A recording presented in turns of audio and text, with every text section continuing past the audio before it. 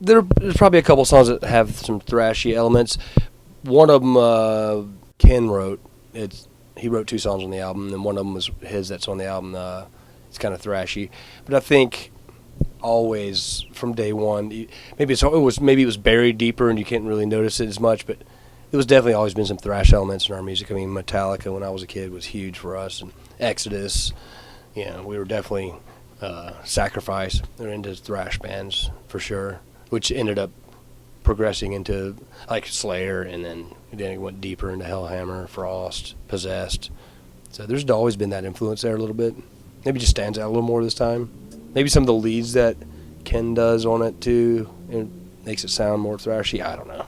The Sinus Day riff, I mean, well, not riff, but that whole feel of that, I don't know, maybe because everybody adds something to it, like John, what he does and what Donald does, but that whole progression for me sounds like Hellhammer to me.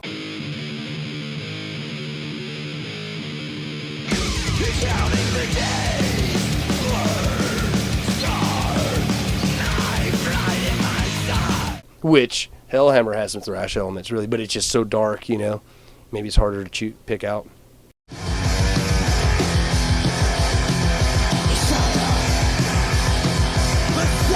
Nasty Savage and Savatage, yeah, they're from our hometown, and we were teenagers when they were putting out their demos and albums and stuff, and definitely a huge influence. I mean, Ben Myers, he lived in the same neighborhood as me. Like, literally, I could ride my bicycle right by his house, you know, in 1 minute or 2 minutes from my house, you know. They definitely were like mentors to us, just as much as musicians and as a band too. But definitely seeing those guys like practice and rehearse and play little places around town made you want to play. You know, like, hey, I'm gonna make a band. This is gonna be sick. You know, so they were definitely a huge influence on our band, totally.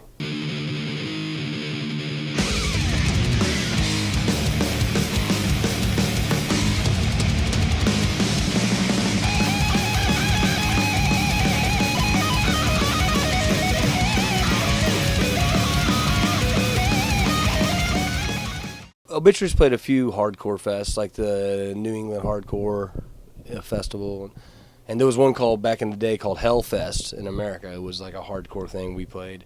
Obituary's influenced a lot of hardcore bands in the past, like Hatebreed. Obviously, they have a cover album that they do, "I'm in Pain" of Obituary.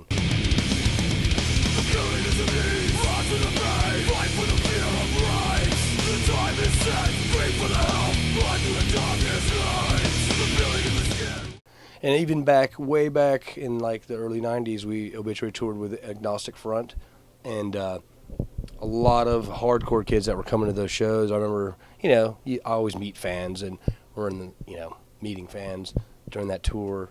Remember a lot of skinhead, I guess you could call them, and hardcore kids that were like, yeah, we can't stand metal, but Obituary, we love Obituary, like, even way back then. So we've definitely influenced hardcore bands, I think, a lot.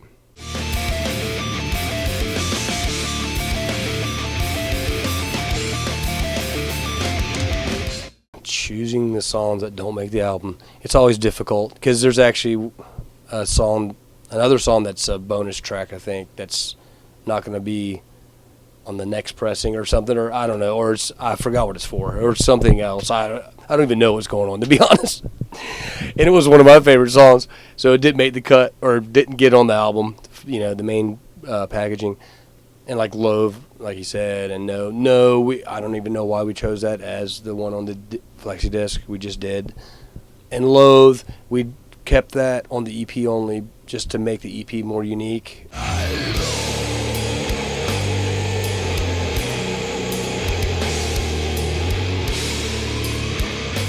But it's difficult, you know, because you're like, man, we just put them all on the album. But all the record labels around the world, they always want bonus tracks. So, and I always write too much music for, you know, on purpose. In fact, Loathe and 10,000 Ways to Die, those were written during the Inked in Blood sessions. Like, in fact, they were recorded, weren't finished 100%. Like, John never finished his vocals. It was just a couple songs that were way too many. We had too many songs, so we weren't going to use them all. So they kind of got saved, and we revisited it and said, let's get these songs and drag them out and make that part of the next movement of music. So they're just bonus material. They would call them that, you know, because basically they'll do like the digipack and it's got a bonus track. I think that's what it is. The one song is just on the digipack or something that I had to throw out, basically. My disposable song.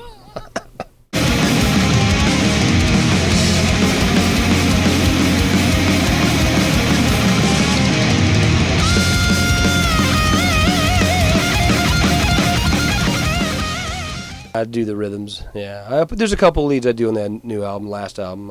I throw pepper a couple here and there, but I do all the rhythms and stuff. Yeah, totally. I've never had a problem with that. With someone playing lead trying to influence the style of music, not really. Well, with the beginning of the band, like we had Alan West, who was totally into rhythm too. Like him and I both clicked on rhythm. It was because I mean the music is based on rhythm. You got drum beats and rhythm that just drive the whole song, you know.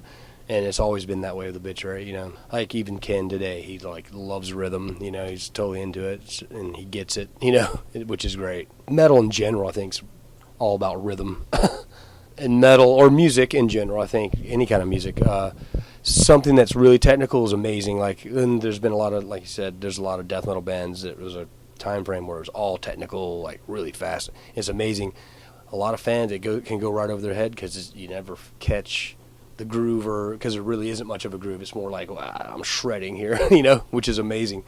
Definitely, I think songs are more memorable when you hear a really catchy hook riff that just punches you in the head and it's got a groove to it, you know. Definitely more fun for me.